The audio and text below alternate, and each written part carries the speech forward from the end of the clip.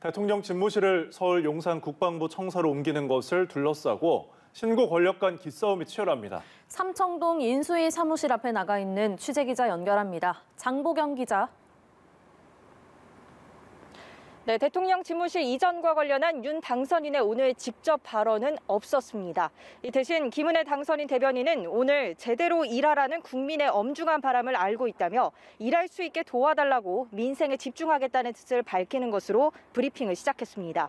이어 일 잘하는 유능한 정부가 되고 싶다고 강조했고 난관의 이유로 꼭 해야 할 개혁을 우회하거나 미래 국민 부담으로 남겨두지 않겠다고 말하며 집무실 이전과 관련한 여론은 이해를 구할 수 있는 과정을 잊지 않고 챙기겠다고 약속했습니다. 5월 10일부터 청와대를 개방하겠다는 것은 문재인 정부 임기 만료 전에 시쳇말로 방을 빼라는 것인가라는 기자의 질문에는 이렇게 답했습니다. 저희는 무서운 세입자가 아닙니다. 윤석열 당선인이 대통령으로서 국군 통수권자이자 행정각부 통할의 자로서 공식적인 업무를 시작하는 날이기 때문에 그러한 상징성을 갖고 저희가 책임감 있게 국민과의 약속을 지키겠다라는 것을 말씀드린 겁니다. 네, 윤 당선인은 오늘 인수위원회 간사단 회의를 주재했는데요. 이 자리에서 방역 체계를 과학적 기반을 가지고 준비해야 한다는 점과 소상공인 손실보상 방안에 대한 구체적 프로그램을 만들어줄 것을 주문했습니다. 또 북한의 최근 방사포 발사에 대해 명확한 9.19 합의 위반이라며 안보 상황을 빈틈없이 잘 챙겨달라고 당부했습니다. 그렇군요. 청와대 입장은 어떻습니까? 네, 문재인 대통령은 오늘 국무회의를 주재하며 이 헌법이 대통령에게 부여한 책무를 다하는 것을 마지막 사명으로 여기겠다고 말했습니다. 국정에는 작은 공백도 있을 수 없습니다. 특히 국가 안보와 국민 경제, 국민 안전은 한순간도 빈틈이 없어야 합니다. 정부 교체기에 조금도 소홀함이 없도록 마지막까지 최선을 다해주기 바랍니다.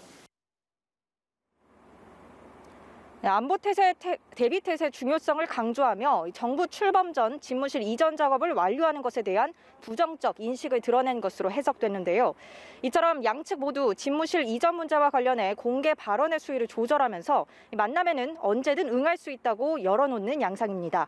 정권 교체기 신구 행정부 간 기싸움이 계속 노출되는 상황은 양측 모두의 부담인데 특히 실무협의 주체인 장제원 비서실장과 이철희 정무수석의 부담감이 집중될 수 있다는 관측입니다. 일각에선 문 대통령의 임기 내 주요 직책의 인사권 행사와 관련한 문제가 이번 갈등의 핵심이라는 의견도 나옵니다. 청와대 측은 회동이 열린다면 그 자리에서 자연스레 인사 문제가 논의되고 얼마든지 협의의 여지가 있지 않겠느냐는 뜻을 내비쳤는데 윤 당선인 측은 인사와 관련해 그 어떤 분의 추천도 하지 않고 있다는 입장을 유지했습니다. 네, 그렇다면 여야의 반응은 어떻습니까? 네, 민주당 윤호중 비대위원장은 이 집무실 이사가 민생보다 더 중요한지 묻지 않을 수 없다고 말했습니다. 이 당선인이 돼서 외부 외출을 한 첫 번째 활동이 집 보러 다니기였던 것 같다는 날선 반응을 내놨습니다. 국민의힘 김기현 원내대표는 제왕적 대통령을 벗어나겠다는 약속을 반드시 지키겠다는 강한 신념이라며 당연한 행보라고 반박했습니다. 5년 전 문 대통령도 큰 소리했던 것임에도 불구하고 구중 궁궐 속 불통 제왕적 대통령으로 군림했다고 꼬집었습니다. 여야의 공방은 국회 국방위에서의 긴급 현안 보고 자리로 옮겨갔습니다. 이 자리에서 서욱 국방부 장관은 너무 빠른 시간 내에 검토 없이 배치 조정되는 것에 대한 우려가 많다는 입장을 취했고 북한 방사포가 9.19 군사합의 파기냐는 질문에도 아니다라고 답했는데요. 하지만 윤 당선인 측은 북한이 올해 10차례의 미사일을 발사했고 핵실험과 ICBM 시험 발사 등 긴장을 높여가고 있는 점을 일일이 나열하며 이를 9.19 합의 위반이 아니라고 단정하는 것은 북한 감싸기로 볼 수밖에 없다고 반박했습니다. 지금까지 삼청동 인수위 사무실 앞에서 전해드렸습니다.